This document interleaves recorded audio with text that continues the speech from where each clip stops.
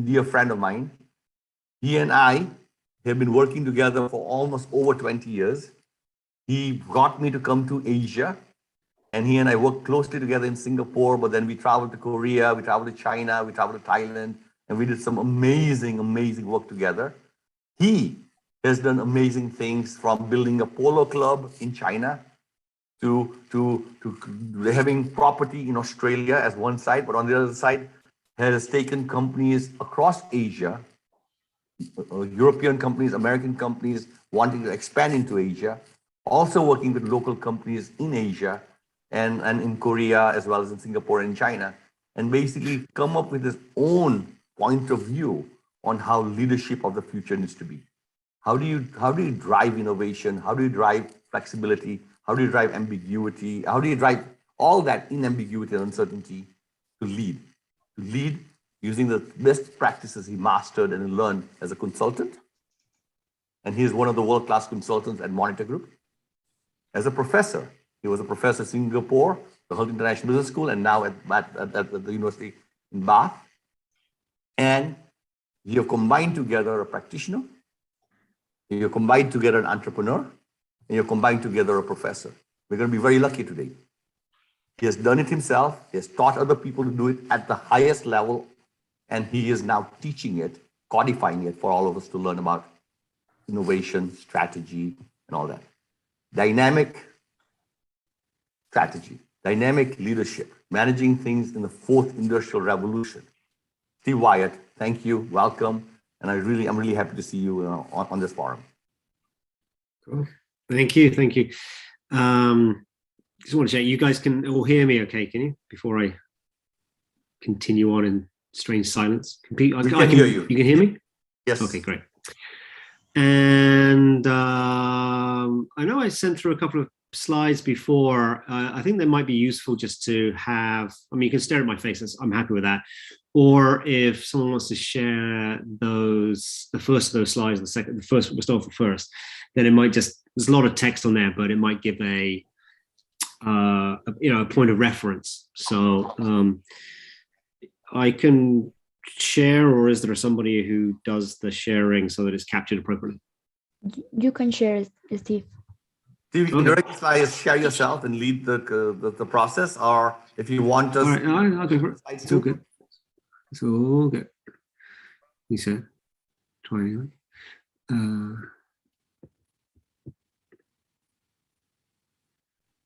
Hopefully you get that.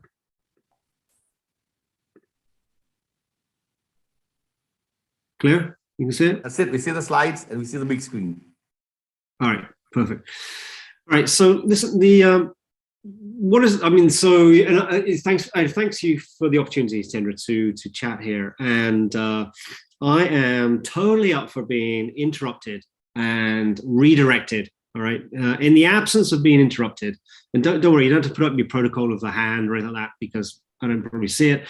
Just speak out, and I shall, try and answer questions, or just change direction, or go deeper on something that I've said. So let's take it, really make it as interactive, or make it as good for you as possible, right? So that's kind of the key rule.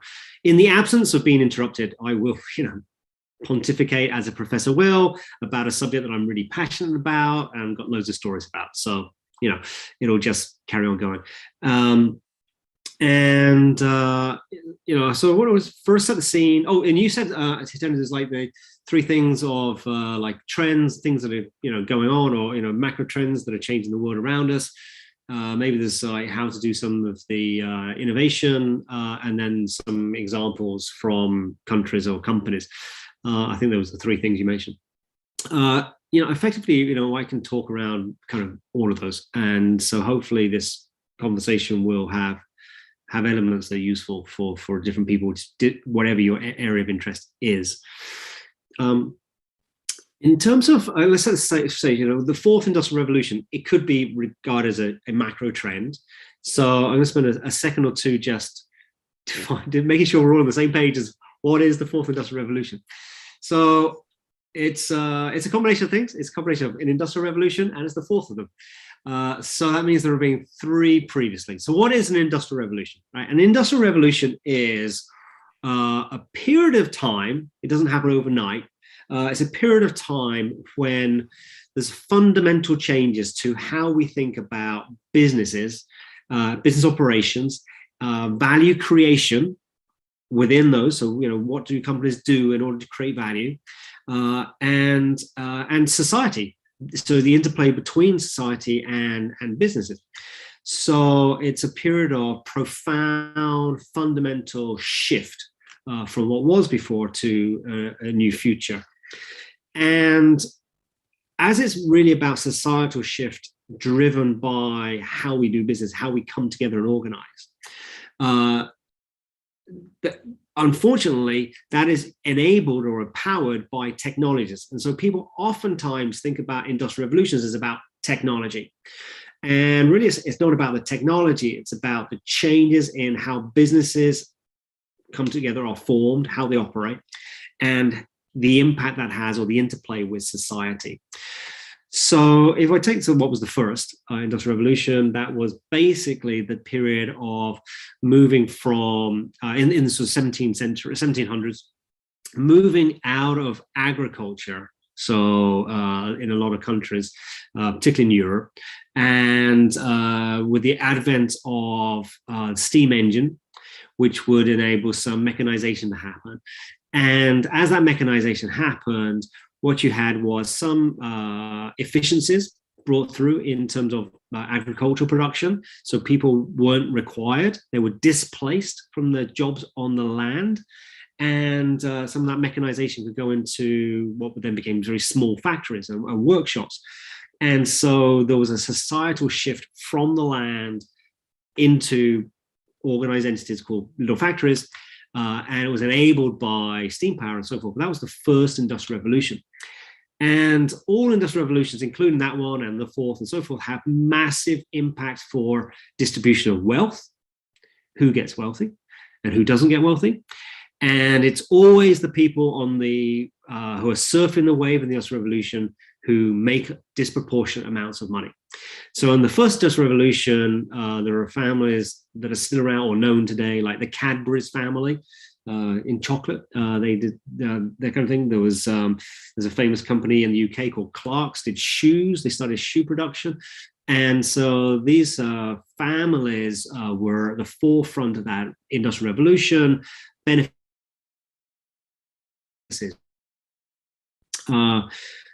There are social implications in terms of moving off the land into factories. That means that people have to be co-located around the factory. And so we started having the evolution of, in that case, towns, which eventually became cities. So big changes going on.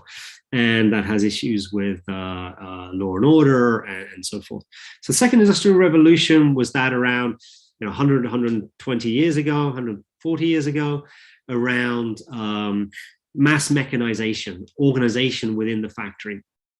And so famous companies like Ford came about. We all think about the Model T Ford and how they came up with mass production techniques.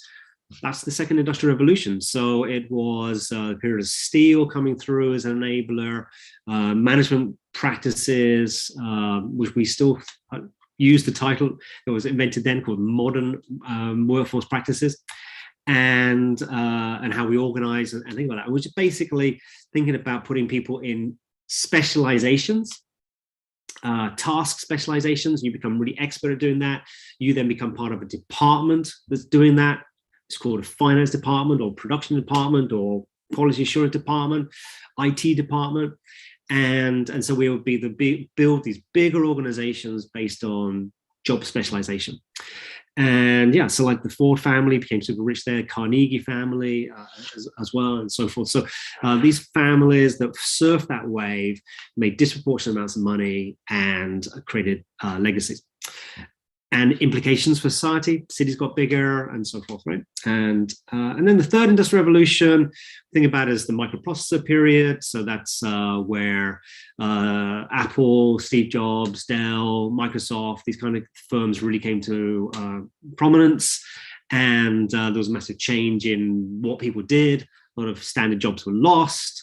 Mechanization of the office place happened and so forth. And people had to reskill, upskill and so forth, right? So again, you can see who got rich in that period of time. So the fourth industrial revolution is upon us now. It's about massive societal change. It's about how businesses operate. It's very different and has big implications for who's going to get wealthy. And we already see that in Bezos and Musk and Jack Ma and plenty of others, right? Who are surfing that wave very effectively. All right, so it's a profound change. And as I said, it doesn't happen overnight. It happens different speeds in different industries. It will touch every industry at some point, and every corner of the world will be impacted by it through competitive forces and so forth. So it's worth knowing that it's never too late to catch up, and helping clients think through what these fundamental changes are going to mean to them is very, very value added for them, and it makes a huge difference. We'll talk about that in a minute. I've got some data on that. What is interesting being in an industrial revolution as we are, rather than just observing a past one. And so what I mean by that is, we might want to get a job in Ford, and what's the experience going to be like? Well, they were great when they were surfing the wave. It was all growth and everything was prosperous at that point in time. Then there's been several iterations of them keeping up to speed, for example, or General Motors or whichever company. And now, of course, they can adopt practices of the fourth industrial revolution. There is that part, but then unlikely to be as disproportionately successful again in the fourth industrial as they have been previously.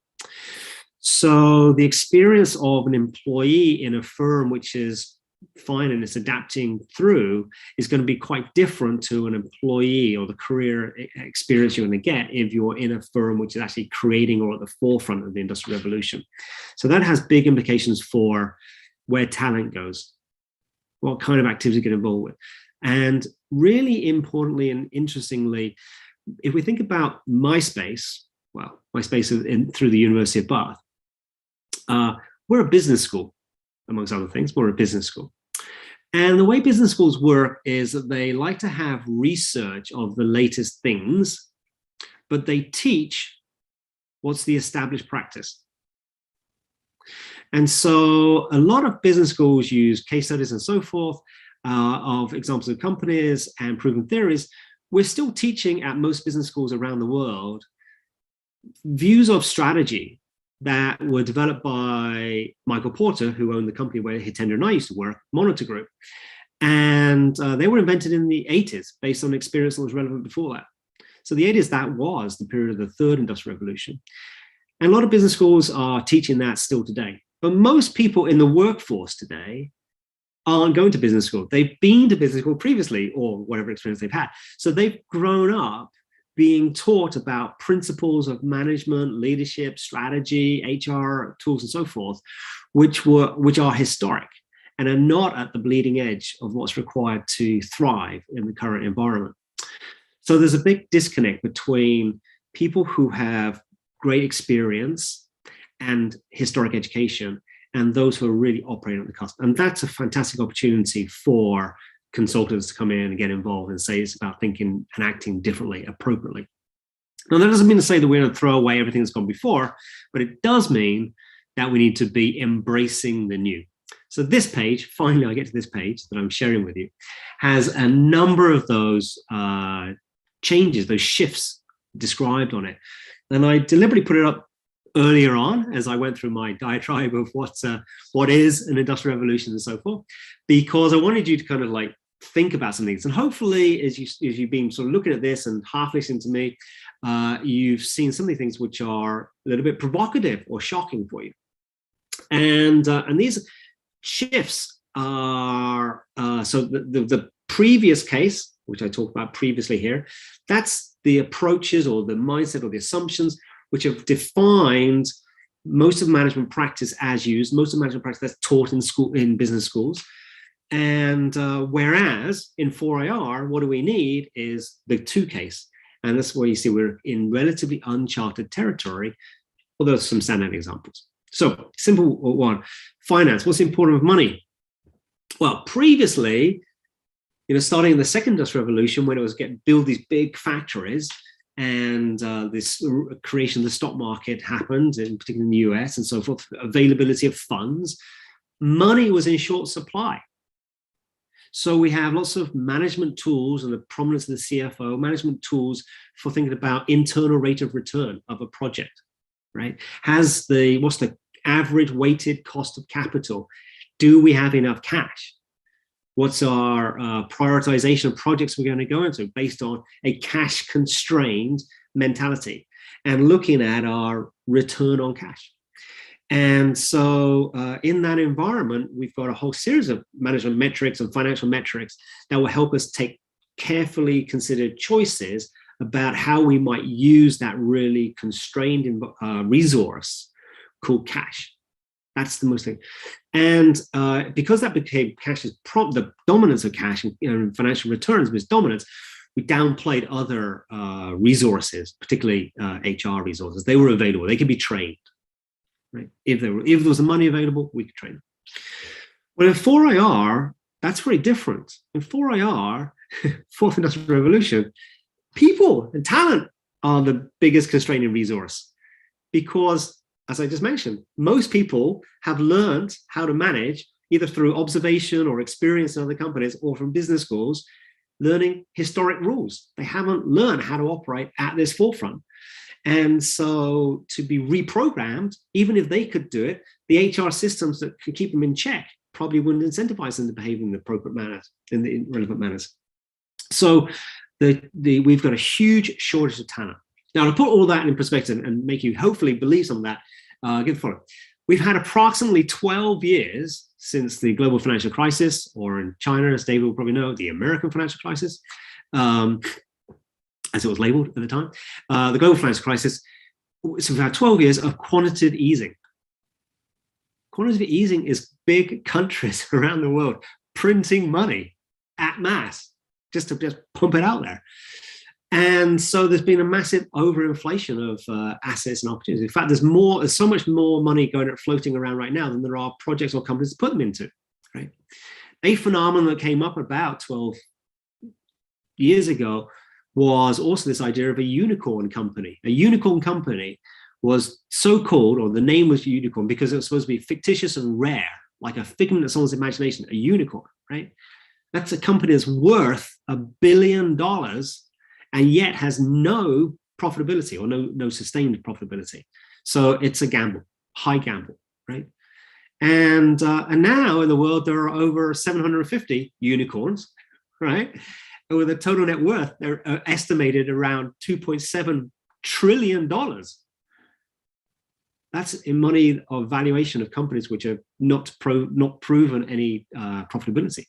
So their valuation of those companies cannot be on the basis of traditional approaches of PE ratios, stock market valuations, and so forth.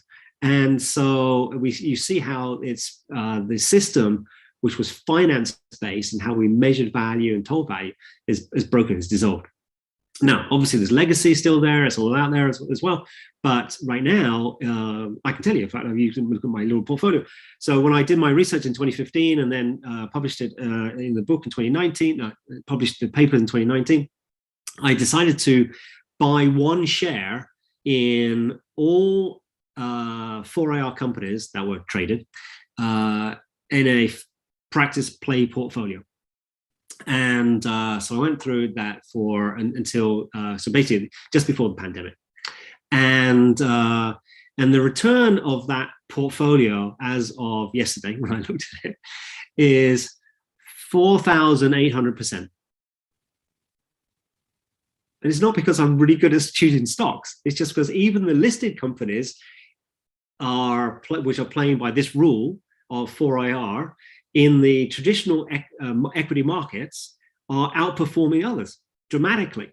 All right, so the traditional view of how stock markets were, how companies value it, and predicting the value is being replaced. And it's because cash is no longer the limiting factor. What's the limiting factor is talent. Talent, I'll give you some examples of why talent's people. So in the World Economic Forum report of 2020, called The Future of Jobs, they said, by 2025, which is getting close, 85% or 85, I can't remember exactly, 84, 85 million jobs were going to be displaced, lost from the OECD countries. That's a lot of jobs, right? And they're being displaced by technologies, the technologies that we associate with the fourth industrial revolution, right? But in that same period, 97 million new jobs are being created in those same countries, right? So that's 97 million new sets of skills, or people with new sets of skills required. Of 84 million are going to come from maybe existing roles that are no longer, they're being displaced, no longer relevant. They need to be upskilled, reskilled, changed. But then we've got to find, in theory, to satisfy that demand, an additional 13 plus million people. And of course, we've got aging population, maybe people stay in the workforce longer, maybe the number are all square, who knows? But what it does mean is that talent is really, which can manage in 4IR, is in really short supply, at scale, at volume. It's not on the periphery, right? So that's the first one. I can jump around, you can interrupt me anytime. So the objective function one, I don't know if I should go through these, it could take a long time if I do that. What do you think about that? So on the objective function, talk about economic return, that's because of finances, mentioned that a little bit. What we're finding now is that the companies that actually sustain themselves at the cusp, in the 4IR sense, like at the leading edge, are those that are really purposeful and purpose-driven. So remember what I said about an industrial revolution is not really about the technology. Technology is an enabler, but it's about how business then operate, what they can do. And as a result of that, they change and impact society. Well, the firms that are leaning forward consistently into this unknown unfolding future are those which are most drawn to having a positive impact on society. And as a result of that, they stay at the frontier of what is required for success in 4IR and how it comes through. Whereas the traditional firms are, with the traditional management mindset and metrics of performance and so forth, are generally adopting practices or technologies of 4IR without a purpose overlay. And so if you want to separate, they always say this, the muscle from the bone. If you want to separate a real definition of a 4IR company, when you're thinking about, are you going to invest in it or not? Or if you're going to have a conversation with the leadership of that firm, start off with a conversational review of really what their purpose is, what their purpose mandate is. Is it a feeling like a greenwash or a whitewash, something that sounds good, and it's everybody should have a purpose? Or are they passionately going for it? Are they going to take strategic decisions and risks on the basis of pursuing that purpose or not? If they are, there's a very high chance that they will lean forward into the honor taking what seem to be higher risk strategies than those which are, we have purpose, but really fundamentally, first and foremost, we must deliver the results and performance today. Big difference.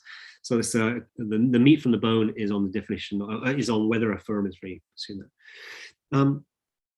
Firm value, talked about the unicorns already. Talk about that if you want to come back to it. I think let's talk about risk. Risk is really interesting because in the innovation space, how people think about risk is so important. And we used to, Tendra and I used to talk about, having your innovation portfolio, and back in the days, thankfully debunked for a while, is now the gates that you would have to get through in the innovation pipeline, and which projects you would prioritize and so forth, which again had this financial overlay part to it, and probably wasn't overly helpful in the long term. Now, so what does that come down to risk? So risk was this issue of how much certainty do we have in our project that we're doing, that we can see as a good use of our money, which is in short supply. Good use of our talent, sure, but good use of our money, we'll put resources against it. So we had a fear of making mistakes. And so we would do what we could to do more analysis, right? To make sure that we were avoiding mistakes and making the best decisions possible given the resources of the money we had, right? And so usually that involves delay. Right, the longer we delay, the more tests we can do, the more experiments we can do, the more information we can get, and then we will take the final decision. Right,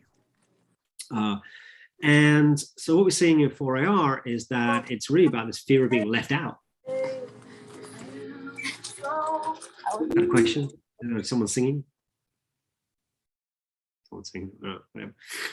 So really this idea of the fear of missing out is much more important. FOMO, right? So if you've got a fear of missing out, chances are you're going to move faster. You might be the first mover, or you might be the very good observer of what's going on around, and you're going to be trying to jump very quickly into that. And why? Because the premiums for being the first mover are so high now. A couple of obvious examples. Thing called SpaceX. I don't know if anybody's heard that, but big organizations, not even listed, still privately owned, right? Does it make money or not? We don't know. But at the same time, we're having a race with Bezos and Branson. They're doing their own space explorations and so forth. It's not a proven business case. You have to be nuts. No, you have to be really, really convinced that it's the right thing to do to put that much money into those big projects. And it happens on a smaller level all the time in organizations as well. So Google in particular has a very good track record and reputation for experimenting, getting out there quickly. Try it out earlier. So the fear of making mistakes has been replaced for those companies with super successful in 4AR with the fear of missing out. All right. And then decision making. I'm not going to the whole list here unless you want me to. I'll leave a few out. Decision making. We used to think about probability, So what's the probability that's going to happen? What's the forecast say? And based on that forecast, maybe plus or minus a little bit. And so we would look at a probability of success. And so we would add a probability to weighting to our resource deployment or the activities we would do. And we would look particularly at maybe how known competitors might respond. And we would do things like war gaming exercises and so forth, and come out with this insights for action for sure, but also a view on probability. And in 4AR, it's much more about thinking about possibility. Like if I take this first step, my fear of missing out means I'm going to move quickly. If I move quickly, it may not thrive, succeed, survive that little initiative or project I'm doing, but it creates maybe knowledge or a platform for which I can then go to the next stage and the next stage. So I'm starting to think about what's the possibilities that I'm creating, because no one knows the future. And the speed of evolution of the marketplace in 4AR is so high that it's too slow for us to move if we wait for the future to be here. So I don't always think about possibility, not probability, and possibilities that we are creating. So we think about shaping the future, right? That's the one above, right? Rather than reacting to the trends that have got the disruptions happen. What can we do to be shaping the future? What can our initiatives do? So we might do something small initially, but then how do we scale really quickly? How do we get much faster? Right. So big changes in mindset, which is super important and has, you can probably tell, massive implications for management leadership and how you operate, right? All these things, right? How you come together, how you take decisions. All right, so we think about possibilities, and then one on the right at the bottom there, one of my favorite ones is, the analogy I was going to use. Sorry, I'll just go back momentarily to the possibility and probability part. Actually, I'll save that for the next page, and then I'll talk to you a bit about leadership part on this page. The last one here is, from command and control to connect and collaborate. And you guys are probably familiar with this, but in a relatively stable environment, which is all about optimization, we talked about earlier on, or mainly about optimization and risk avoidance, right? You want to have as much known quantities around you, so known resources, known people, their skills, what they can do, and you take optimization decisions about how to deploy them. So I sit above resources, or I command these resources, they're known to me, and I can control effectively what they do in order that we get to this optimization and we avoid the errors and we benefit from each other's previous experience and so forth. Right?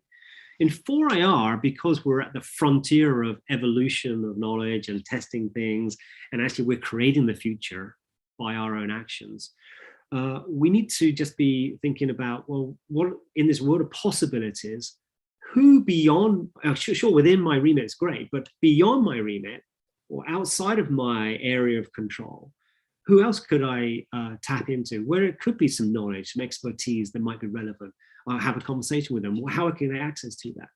And then we need to find ways of collaborating. It might be for a very short term, we don't know, because we don't know how the future is going to unfold. So we don't spend a long time laboriously coming up with, we're going to be best brothers and best friends for the next 20 years as we do this initiative. No, for now, how can we both get something out of this collaboration? We'll share intelligence, we'll share insight, we'll share thinking, we'll do something, bring some sparks together. So we have a lot more of a mentality of connecting beyond our boundaries and finding ways to collaborate.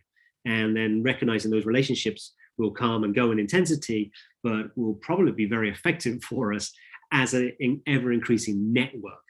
So we want to always be thinking about that beyond the scope of command and control, which is too rigid, too slow to move and evolve. Right. So those are 9 or so factors which are embedded in traditional ways of thinking about management and leading, and how and what we've taught in business schools for a long period of time, and how it's changing radically for the approaches required to succeed in 4AR. I'm going to pause momentarily there before jumping on this one. Questions, thoughts, challenges? Steve, this is really good. It's been very helpful as you go through basically comparing existing functions to how those functions should evolve or should look differently now in reality, but very quickly in the near future for sure. And so that's very helpful to us. It would be good as you go through this thing is, are there specific companies which are actually doing this and are beginning to exhibit this, which are dinosaur companies, meaning companies from the 90s and 2000s, and as they evolve into this management systems, versus still hanging on to the old way versus the new way. What's and ones that are surviving. So the piece you have here on the strategic outlook, I think there's a lot of company who might say they're leading to dynamic competitive advantage. So if you look at Alphabet, how do you create options in your company that make you sustainable, not sustainable in an individual line of business or market space, but how do you sustain your leadership, which is a big piece of obviously what GIMI is about, and about the SABRI program, et cetera. But I think this is spot on for everything you said, and hopefully something that everybody takes to heart. Yeah, thanks. Yeah, so yeah, I missed out the strategic outlook. Good for you to spot that. Thanks, Ron. Yeah, so we could, because we were indoctrinated, all three of us, in sustainable competitive advantage, right? And and so the morph of that is, in order to be sustainable, how can we be serially successful in transient competitive advantage? And so the image I use for that is crossing a fast-moving river on stepping stones, which are submerged below the waterline. And so if you were to stand too long on any one stepping stone, the current would just wash you away. But if you're moving from one stepping stone to another, you're guessing where it is because you can't really see it under the water, then actually you can cross the river and stay relatively dry and safe. You get to where you want to get to. Now, but in order to have that ability to be moving from one stone to another, one place to another, you need to be in movement. There needs to be an expectation that even when you're landing on one position, that you're already thinking about what the next position is going to be, so that you're oriented in the right direction. And so that's the analogy I use with some of my clients, and seems to work very effectively. In terms of companies that are doing this well, so sure, I mean, Alphabet's the whole Google is a great example of it's a bit of an outlier example of companies which are really looking at the multiple reinventions of themselves. I think that there are also I get really excited when I see even more traditional companies which have seem to be adopting similar approaches. So I have been doing quite a lot of work with Unilever, and the Unilever, ticks a number of the boxes on the right-hand side of the screen. So, the societal purpose part, Paul Polman brought that in about sustainability being very strong. Thinking about the indirect shareholders, which I have on here as well, stakeholder management number 8. So he became very focused on the social license to operate, having support from the community areas around in which they operated, be either for sourcing of goods, of agricultural, sorts of inputs, or use of packaging and what would happen afterwards and so forth. So really thinking about the indirect stakeholders as well as the direct. Another part of that, which comes back to the transient commitment, is remaking very, very successfully and significantly remaking the portfolio of products that they had. And so trading out some which were highly profitable, but they didn't fit with their new societal purpose. And I think over the 10 years of Pullman's reign, obviously he stepped down, a year and a half ago, 2 years ago now, they did 164 transactions of firms, so really significantly changing the portfolio that they had. I think that for me is an example of moving forward. Another one actually very similar to that in terms of reimagining themselves and trading has been the reimagination that Honeywell's done. Really trying to change their portfolio. So there are a number of sort of traditional firms that have tried to remake themselves. I think traditional firms, actually it's the question, who have not done so well. I love always comparing Tesla with General Motors, one of my favorite comparisons. And I've been saying that I've been doing the same presentation on the comparison of those two for several years, and each time I have to keep updating the difference in valuation because Tesla just keeps getting worth more and more and more and more.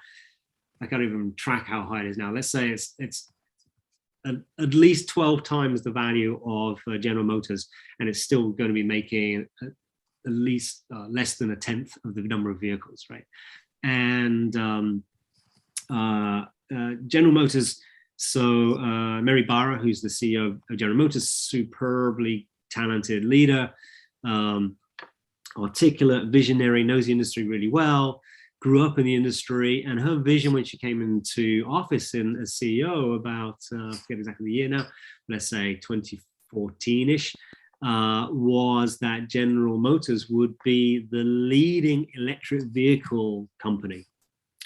And I had the privilege of hearing her, speaking with her in 2018. And that time she said that General Motors already employed more software engineers than they did mechanical, electrical engineers. And so she's a lady who's put a huge amount of efforts behind that vision. She's closed down factories. She's built new factories for electric vehicles and so forth. Made partnerships, done real moves, but it hasn't fundamentally moved the needle of performance. Now, if you didn't have Tesla to look at and you looked at the last 2 years of General Motors share price, you'd say there's been a uptick, 30% or whatever. But it's, if you put it on the same scale as the Tesla share price, it's completely different.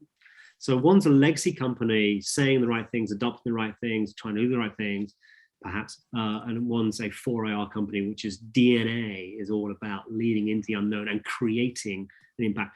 And remember, Musk's, love him or hate him, but his statement is all about the benefit for society. Even SpaceX, creating a multiplanetary species, is linked to this vision of purpose he has, which helps him lean forward into what would appear to be high-risk things, which other people wouldn't take on. And the DNA of General Motors, despite Mary Barra's fantastic visionary leadership, is still caught up with what kind of shareholders they are, what expectations they have, how the shareholders measure returns to shareholders through the stock market, traditional metrics, and so forth. So there's it's very difficult for a company which is embedded in traditional ways of thinking to move into 4IR. Is that a sufficient answer to the question? Anyway, so transient competitive advantage, they've not achieved, General Motors has not achieved. A number of other companies have been able to move faster in that space through reinventing themselves significantly when there's a great societal purpose.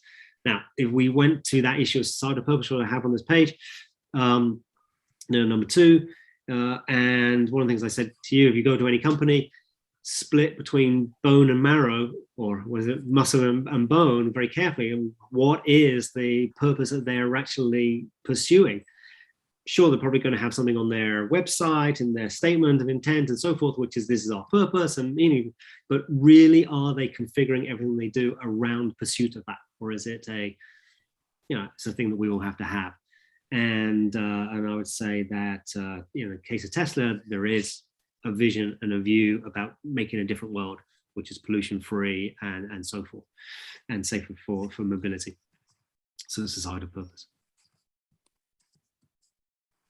I'll pause. Any other thoughts, questions, challenges? No, I think this is good. We're coming close to 10 o'clock, Steve. So if there's something that you want to do to wrap it up, and then we'll do a Q&A around this topic. Right, I'll give you the quick. I'll give you the quick on the. So what do you do about it? So what to do about it? That's buy the book, of course. What to do about it is there are 3 big axioms, tenets, like truths of these companies. You distill it all down. Number 1 is you need to lean forward into the future. And what makes you want to lean forward into the future is you're pursuing a big, audacious societal purpose. So I say pursue audacious growth, because you're not going to achieve societal purpose unless you're big, you will move the needle of society. So there is this big, audacious growth goal, which is linked to or driven by or anchored on a societal purpose. And that is the core thing for changing making the effort, being passionate about changing the DNA of a company or setting up a company or organization this way. Now, there are 3 subcomponents for that on the right. I'll get to them in a minute if Hitendra gives me time. But the second big truth is, okay, it's all well and good leaning forward to the future as it unfolds, shaping the future. But we need to be able to be adaptive as that future unfolds, because this is the dynamic capacity. We need to be moving because we don't really know what's going to happen, and we have to react to that. So sure, we want to shape, but we need to react. So there are these 3 components that I will expand on now on this element to build dynamic capacity. And this is the first one, is your ability to sense and make sense of what's happening around you. So your trends focus you have on for these calls is part of that, but understanding what's going on and then making sense for yourself. So what does that mean? Marriott knew there was this thing called Airbnb starting up. There's a Harvard case study on it. Thing is, they didn't respond appropriately because they thought of it as an additional channel to market. They didn't make sense to the extent of seeing how the Airbnb model would actually hit their business model. And so it wasn't just an extra thing that was in competition, it was fundamentally going to change the economics of that business. So you've got to sense and you've got to make sense, right? Then having made sense, you've got to do something about it. So that's to seize and replicate at speed. So seizing gives that an idea of like, do it immediately, don't procrastinate.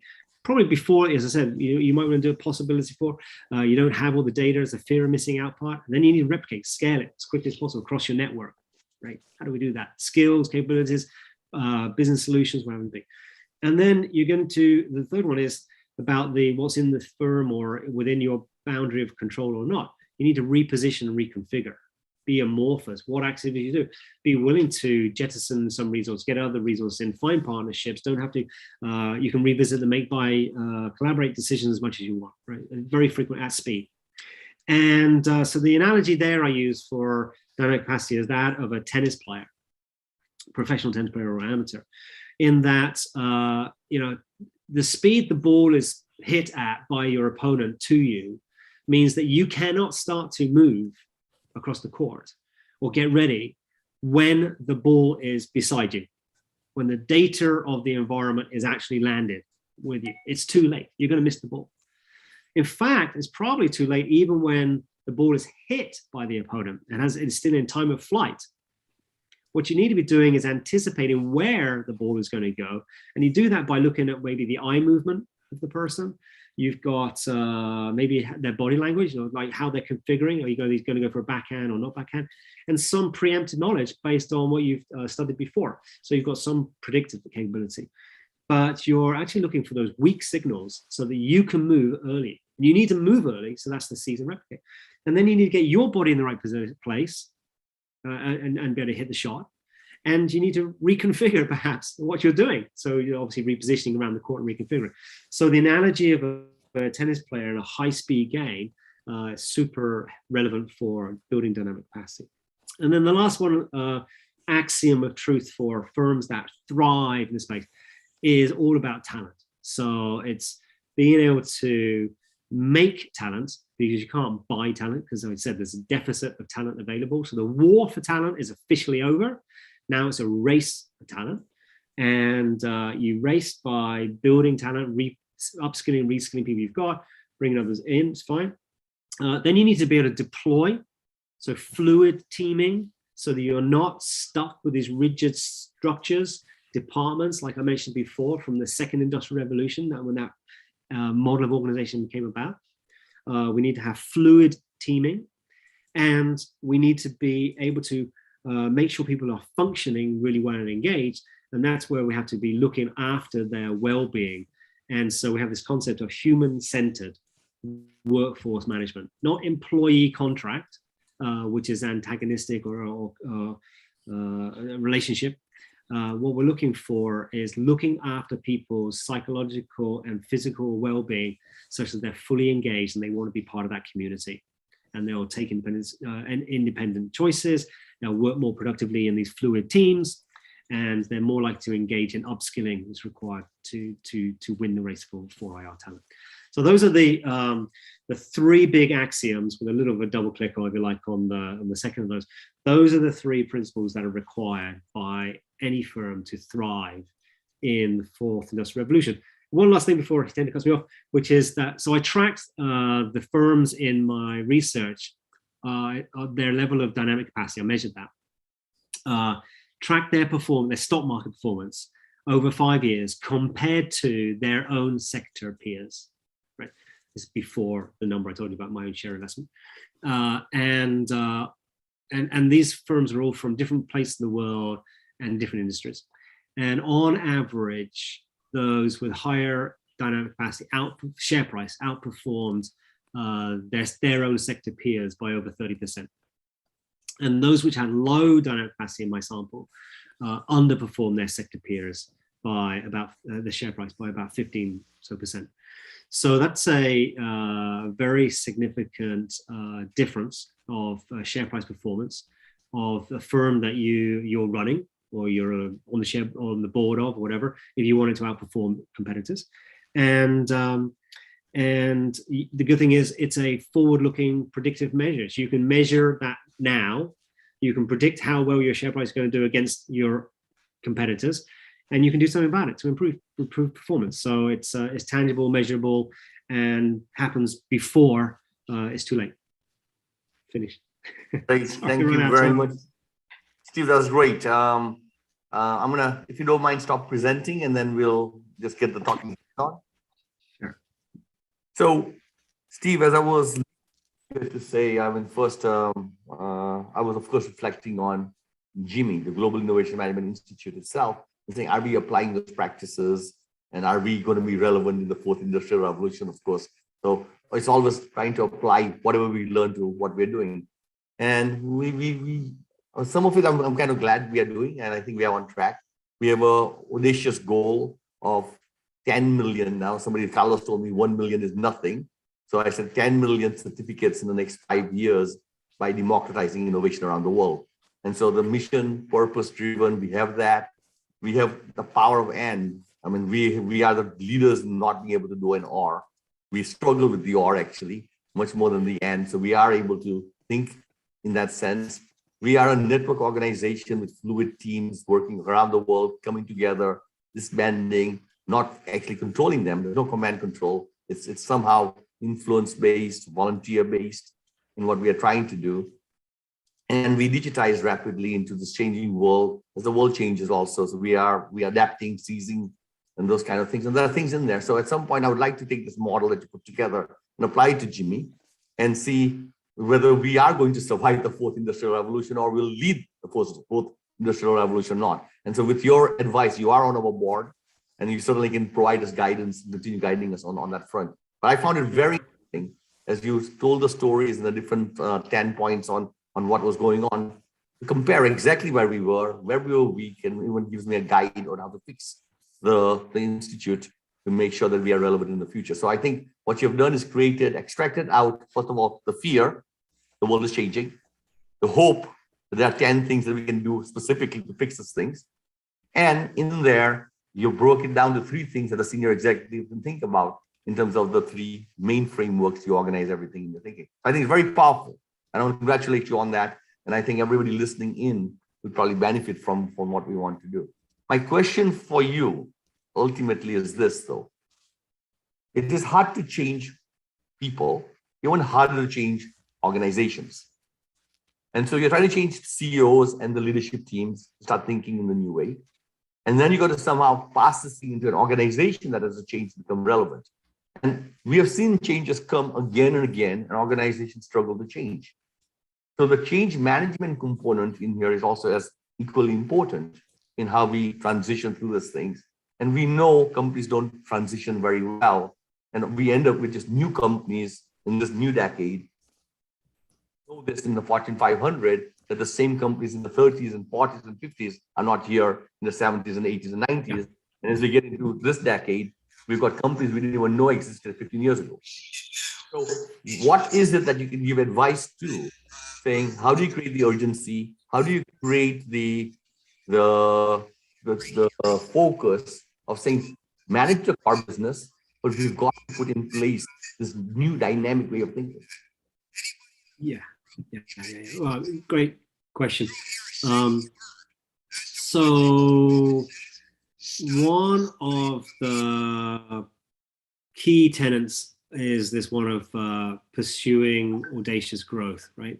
Purpose-led. And one of the supporting elements within that is adopting a mindset and capabilities to support continuous evolution. And so that's really quite fundamental. It means we don't think about change management or transformation as episodic, periodic. We think about, we need to move to a mindset which is continuously ongoing. It's just called continuous evolution. And it might require a kickstart in order to get people to realize it's real. Like, so you might need a bit of a harder program to get it going. But in the old, super old language, it used to be unfreeze, move, refreeze, different versions of that, or Kotter's 8 steps, which ends up with reinforce and refine. Effectively what I now found is that you don't want to do that last step. You do not refreeze, right? Do not do the only reinforce and refine. Yes, you want to build on.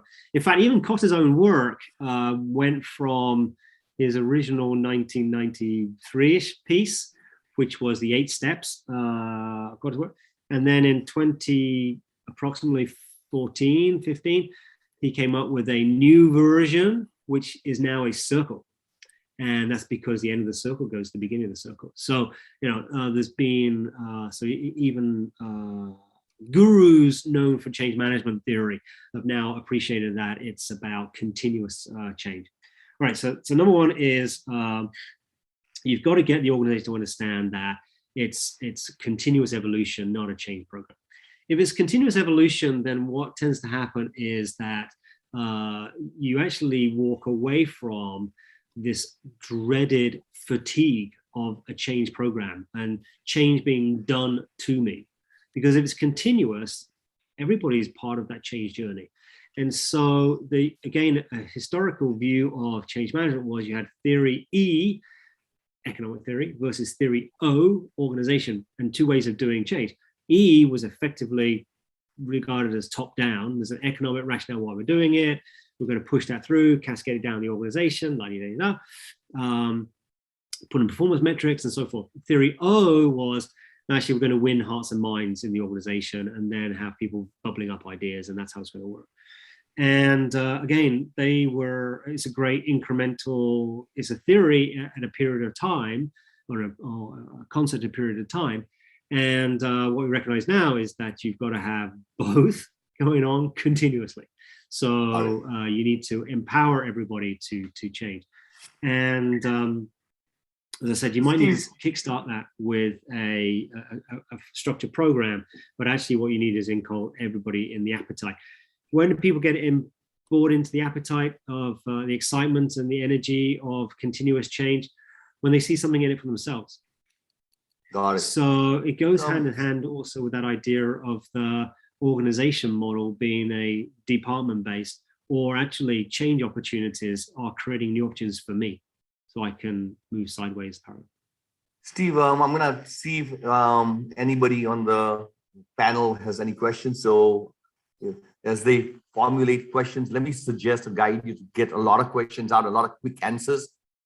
Questions no longer than 20 seconds to ask the questions. Answers maybe no more than a minute to give the answer. So we can go bam, bam, bam. We can cover quite a few questions through the process. Sure. So I'm gonna the quick fire round. Yeah. So just guidance, guys. Short, quick questions. Let's go bam, bam, bam. Massimo, let's start with you, Max. Steve, fantastic talk. Thanks a lot. Really amazing. One question: the characteristics or the skills of a good innovation manager. Is it more technical skills, or is it more empowerment? Is it more coaching? Yeah. So I think there are, unfortunately, I have never yet met the perfect innovation manager. I think there are clearly two types of role which are really important, which may be able to coexist in some messiah type person. I'm not familiar with them. First one is inspiration. So the inspiration has to be, can come from, seeing opportunities around that, scanning the horizon and bringing those idea fragments, you call them, together. So that inspiration to go in a certain direction and see maybe some art of the possible. I think that's super, super important. And then a set of discipline in order to actually do something with that. You can't, and I haven't yet found the perfect person who's got both sets of those capabilities in there. I think the disciplines of moving things forward, getting a team organized, doing the rapid experimentation and learning from it, those sort of disciplines, super important, but oftentimes not led by the same person who's the visionary, bring the idea fragments together guy. Thanks a lot. We have one Hitendra for me, so I just wanted to challenge you. Thanks a lot, Massimo. You're the greatest. Steve, come on, you should have said the same thing. You've met one guy. That's okay. Thanks, Massimo, for the question. Enrique, let's hear your question. Yes. For me, one of the biggest challenges is coming from education. Not only from universities, business schools, but also from the government and organizations themselves, because they have to train to rewire, all the how their executives see the future or the present. So what the call to action for, how the universities, they can restructure the curriculum and start, teaching things that are going to help people, right there. Because, for example, I'm in Peru and I see that these kids, like finishing engineering or economy or business administration, they're learning more or the same than before. So they are going to be with all the skills they need to confront this like a new reality. So what the call to action for this institution? Well, so you're 1000% right. So the issue is the people doing the teaching don't know how to teach this stuff effectively, right?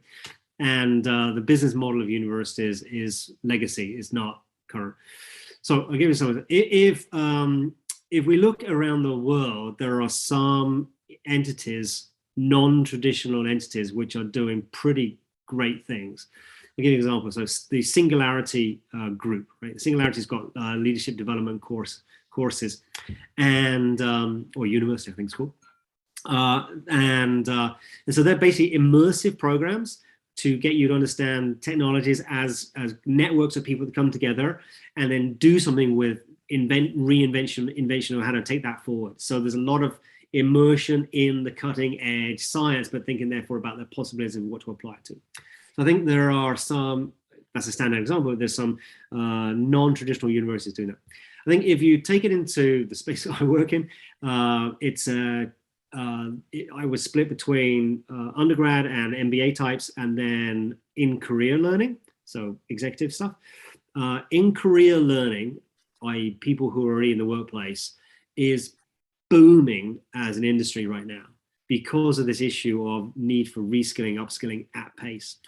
And in career learning is evolving as it booms, driven by lots of competitive forces of people, of organizations who are not academic institutions. And so there's a lot more immersive, experiential learning going on. It's learning in bite-sized pieces in the flow of work. It's what they call just-in-time learning. I need to apply it now, therefore I want to engage with learning, rather than just-in-case learning, going through learning, leadership development, education programs. So that world is changing very, very rapidly. And an example to bring that home to you, make it very clear, is what I did the other week, which was my dishwasher wasn't working, nightmare, dishwasher not working. So I need to fix it, and you call somebody, they can't come. So then they go like, okay, what do I do about that? I'm going to get on YouTube, right? And so I'm going to go on YouTube. I'll watch 3 or 4 different YouTubes. I don't really trust any of them. And then I'm going to stick my head in the washing machine and try and fix it myself, right? That's just-in-time learning, on-demand learning, as I've got a requirement, which I then fix the dishwasher. And so we see that replicated now, or increasingly replicated in careers. So the vast majority of people are not at university or at university, or MBA or undergrad. They are actually in the workforce. That's where the volume of traction is. I think what's going to happen is the evolution in that space of these different learning techniques will back filter into traditional institutions. Right. And it may be that you have like a foundational course to cover the basics, traditional, and then you're going to get more of this applied stuff. But I see that there's not enough momentum or capability within most traditional institutions that they will reinvent themselves. And also, let's face it, parents of children are the biggest blockage for invention in education, because they have expectations about what Jimmy's going to learn and how he's going to learn and what grades he's going to get in order that he's going to get a job. And so it's the parents that actually are usually the biggest block. Certainly in Singapore, where we were trying to be very inventive with our Singapore Management University postgraduate programs, it was parents are the biggest block. So thank you, Steve. Enrique, thanks for the question. Just want to provoke this thing. We are, as GIMI, taking 2,000 CEOs across Brazil and basically teaching them the powers of and in this thing, audacious goal, teaching them platforms and portfolios, risk management, partnering, seizing the opportunity and all that. And the whole idea is the whole country of Brazil, Sebrae, has decided that if you can create leaders to be able to think and act differently, be dynamic, to be flexible, to seize and think purpose-driven, that there'll be maybe 10%, 20% who get it, and they'll start acting in the new way versus the old way. And so we are beginning to see scale, and Jimmy's playing that role in driving it across Colombia, Brazil, in the scale numbers of people with small, medium-sized enterprises to start with, hoping they'll become the next big companies. So I just want to make sure that this wave has started. Governments have recognized it. So I'm just going to take first point that. Second one, in Dubai, Jimmy has been working to drive the Future Foresight Office, the Office of Future Foresight, which basically says that every government entity must have a futures office and must think about what's next and what else, and feed that into their flexible strategic thinking to be able to be responsive, quick, and all that. So we're beginning to see governments beginning to recognize that they have to put an office of foresight to feed into this dynamic strategy. Number 2. And I'm going to jump to the third one. The third one is in Canada, we're working with the Waterloo school districts, high school. And they're basically saying exactly what you said, Steve, that these kids are coming in creative, coming in inventive, coming in being the most perfect humans for the future. But by the time we crank them out, they become rule followers and they are told, follow the rules, don't break the rules, and definitely don't make the rules. You'll go to jail for that, right? And so certainly we create a whole society of people and they're saying, do this. And we have created GIMI kids, GIMI CEOs, GIMI governments, and GIMI corporations, where in each there we are trying to teach the same topics, but we're doing it at scale. So I think the wave has come, funding is coming from the government, funding is coming from corporations to say this is the moment. And I wanted to make sure that as you look at this thing, I think we're sandwiching this thing out saying, is it a pandemic? Is it endemic? Where are we in the stage? Or is it just really the first Ebola case and we have not spread the virus wide enough and how fast it is moving? So I believe this wave has started. High schools, governments, small businesses, and it's going at scale. So the place where I see the resistance is always going to be the traditional organizations. Small organizations, no problem. Kids, no problem. Governments where there's change happening, no problem. Because you got change of leadership. But organizations that hang on to power, organizations that stick to organizational stuff, they are not going to change. This is what happened to Motorola. This is what happened to cement companies. This is what's going to happen to traditional companies. How do they change? And there we are not seeing that change happen in the big companies as fast. They're saying digital. They're calling that innovation, not innovation. They're, we got to worry about climate change, and they're talking about, as you said, greenwashing and talking about all the buzzwords. When you look at what they're really doing, it's just very small incremental changes, while the change of the disruptor is going much faster. So it seems that young people can change, small companies can change, dynamic governments can change, but we don't see change happening in big companies and everywhere else as fast as we'd like to. What are your thoughts on really, how do we create that fear and then hope that there's methods like yours to be able to transform it? Yeah, so because we have a channel to market. Yeah, well, so let's first unpack a little bit why organizations don't change.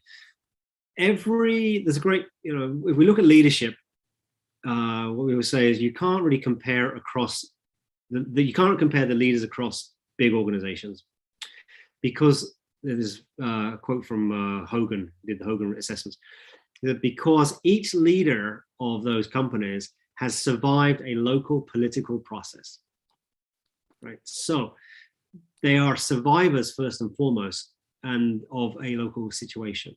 So there isn't so it's unlikely that you'll get a revolution of thought and approach in a company from an internal leader, internally appointed leader, because they've been there entrenched, they've learned the rules, they've learned the culture, gone through.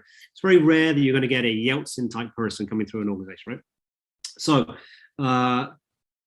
if you look also at the Harvard work that Joe Fuller did, what you find is that when they survey where is the most resistance to change, to step forward into the 4AR or to the skills required, it's actually the middle to senior management.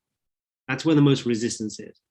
The beneficiaries of the change which will be achieved would be the most senior guys, but that's a very small cadre of people, and they're basically share options and so forth. And the vast majority of the middle and below population of the firm really want these changes to happen, because they know that if they changes don't happen and they don't get the opportunity to reskill and upskill, they're likely to be obsolete. So they're actually very positive about these changes, but it's the resistance in the middle to senior management that's the problem. So addressing change in organizations requires, I think, igniting the energies that potentially there at the right at the top and at the bottom in order to get movement in that middle group. And the traditional approach to change management, historic traditional approach to change management, have been cascade down from the top. And I think that's where a lot of the problems end up, is when you start cascading down and you hit that middle to senior management layer.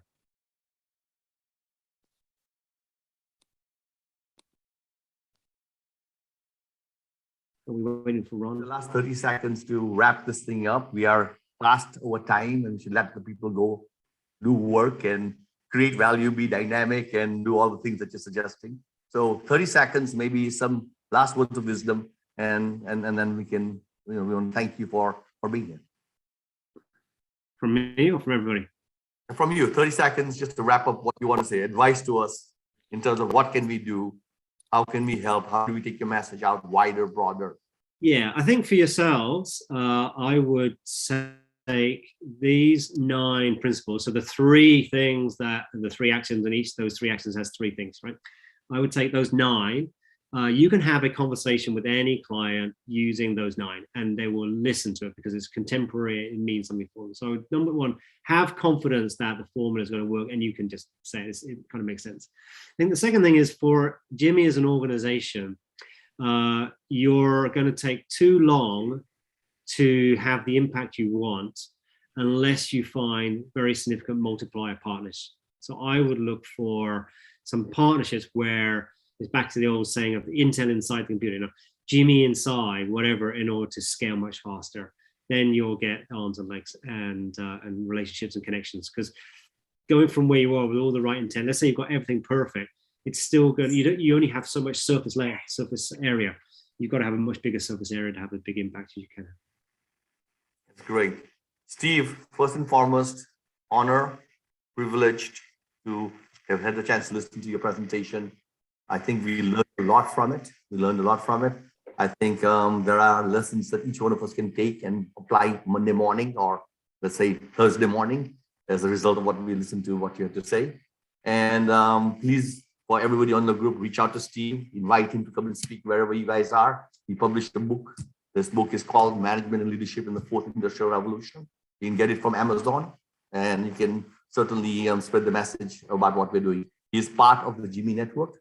He is our colleague, and together, as we said, we can. So let's help him spread his message. Let's embrace his message. Let's give him feedback where it works or doesn't work for us, and so you can get the next book out, the Fifth Industrial Revolution, coming soon, and do that. So, Steve, thank you very much. Really appreciate what you did for us on this particular day. Welcome.